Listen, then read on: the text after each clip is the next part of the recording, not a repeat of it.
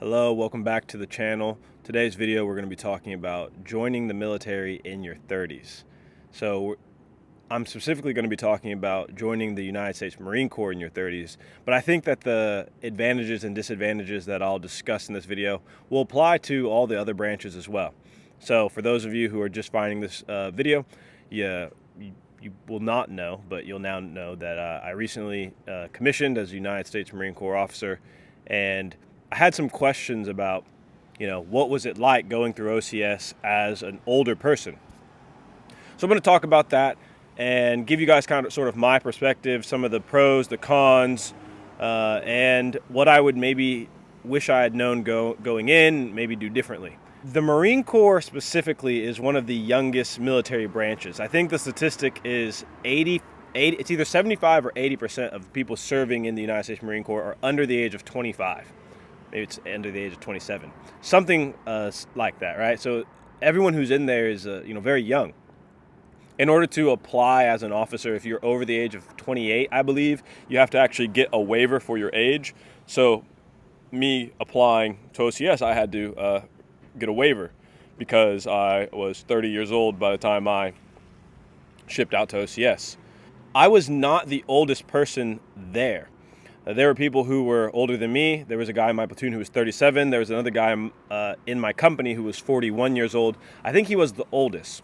What I can say and what I think is important to note is that there's a difference in being over the age of 30 and joining the military and having no prior experience versus joining over the age of 30 and having prior experience, right? So the two guys that I just mentioned, they were both prior enlisted.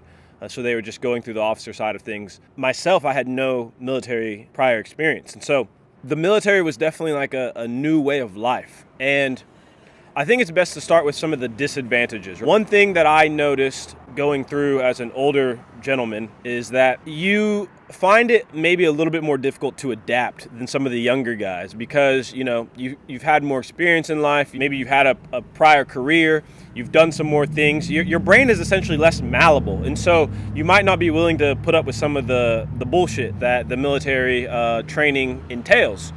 Some of the things might just seem silly to you. You might, sort of resist and be less able to adapt as opposed to someone who's 22, 23 years old.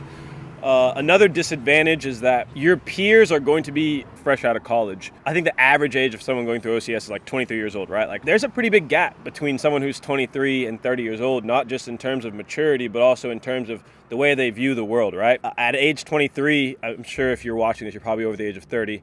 23-year-olds think that they have everything figured out, especially like it takes a very particular type of 23-year-olds to want to like join the military, specifically the Marine Corps.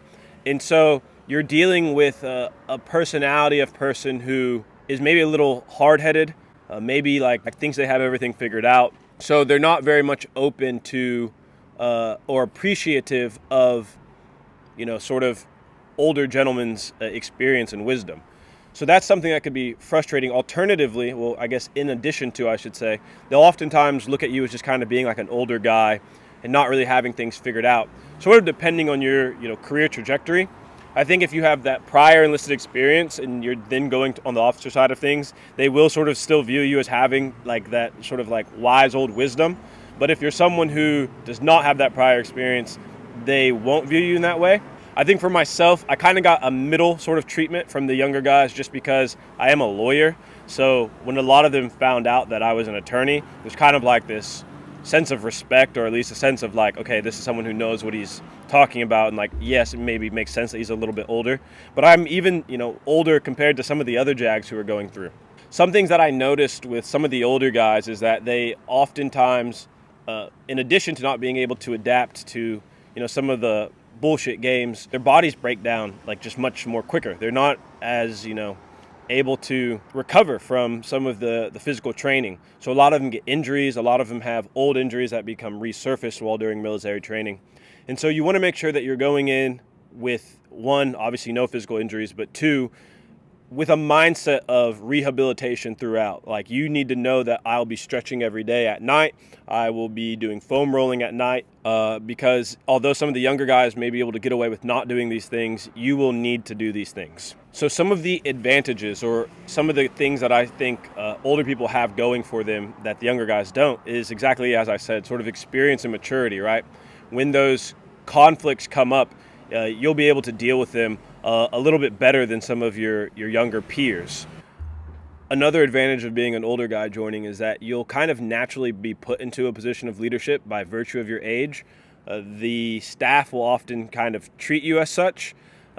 With or without the prior experience, like I was one of the first people to have a company level billet. And I think that was in part because of my age and also because I was a law contract. I think another advantage that you have as an older guy is that you kind of know what you're doing and why you're doing it.